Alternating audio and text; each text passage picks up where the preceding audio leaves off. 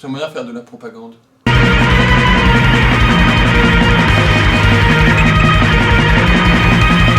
Mais je me dis que si t'es graphiste, tu vois, t'as deux possibilités, quoi. Si t'es bien loti dans le marché du travail, tu peux taffer pour Total et IBM ou la Société Générale et faire leur logo et tu vas être vachement bien payé. C'est-à-dire c'est toi qui vas prendre toutes les thunes et t'es un ouvrier qualifié donc ça va. Ou si t'es moins bien loti, que peut-être tu vois, t'as fait genre un lycée pro communication plutôt que genre les arts déco, tu vas te retrouver à faire des kebabs. Genre des espèces de trucs dans la rue en plastique bleu. Alors, ça, c'est un kebab. Et ça, c'est une banque.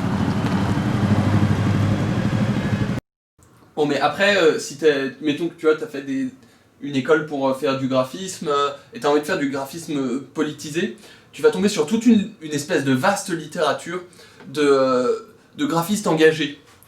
Et donc, et c'est vraiment le moment où, en fait, le mot design, ça condense leur idéologie. C'est-à-dire que c'est pas des gens qui vont faire la propagande de militants ou avoir un rapport avec des luttes, c'est des gens qui vont être dans un espèce de rapport assez secondaire avec les luttes et qui vont pas du tout prendre en charge un antagonisme.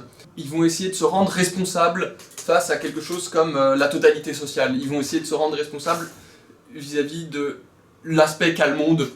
Et c'est un peu les gens qui sont tout en bas de l'échelle de la récupération des propos d'architectes. C'est-à-dire que les architectes, il y a toute cette espèce d'idée que la forme qu'ils vont donner à leurs bâtiments et la forme que vont avoir les villes, ça va être tout à fait déterminant dans la vie des gens d'une façon un peu énigmatique. Que genre il va y avoir une espèce comme ça de conditionnement qui va se faire.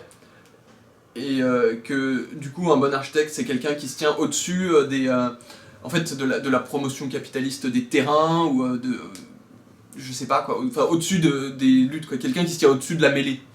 Bon ben tout en bas de cette échelle de récupération de cette espèce de propos, t'as les graphistes. Ils vont se tenir au-dessus de genre la concurrence capitaliste qui va produire plein de types d'affiches avec des lettres plus grosses qui se baladent et qui vont faire des trucs très sérieux et qui vont juste en fait essayer de se tenir au-dessus de la mêlée en étant des espèces de designers objectifs.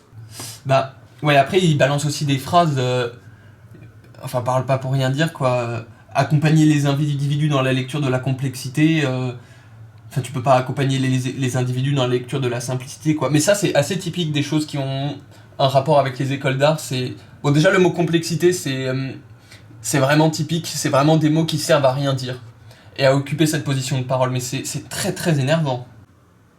C'est des confusionnistes. C'est vraiment des mangeurs de neige marine d'architectes.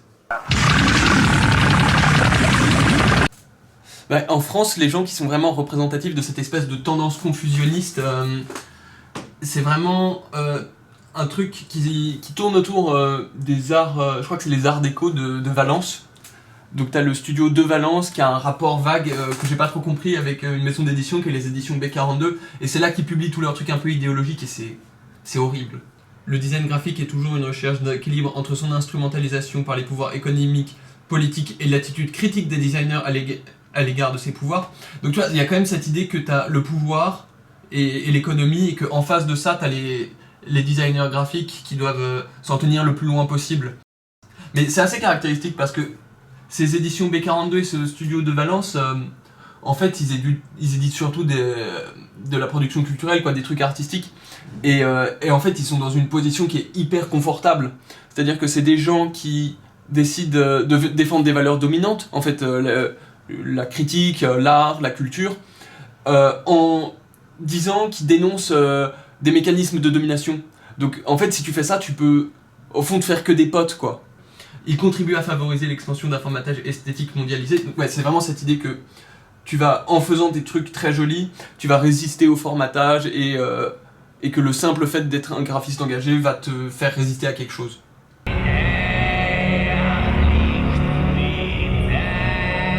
J'ai fait ça. J'ai fait ça. J'ai fait ça. C'est la même, j'ai fait ça. J'ai fait ça. J'ai fait ça. J'ai fait ça. J'ai fait ça, prends ma carte de visite. J'ai fait ça. J'ai fait ça. J'ai fait ça, j'ai fait ça, j'ai fait ça, j'ai fait ça.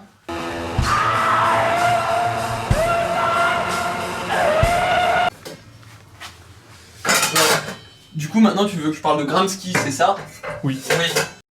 Mais Gramsci, ce qu'il dit, c'est que l'hégémonie, c'est pas... comment dire? C'est pas forcément que le truc de la domination, c'est simplement, il oppose deux façons de maintenir un pouvoir de classe.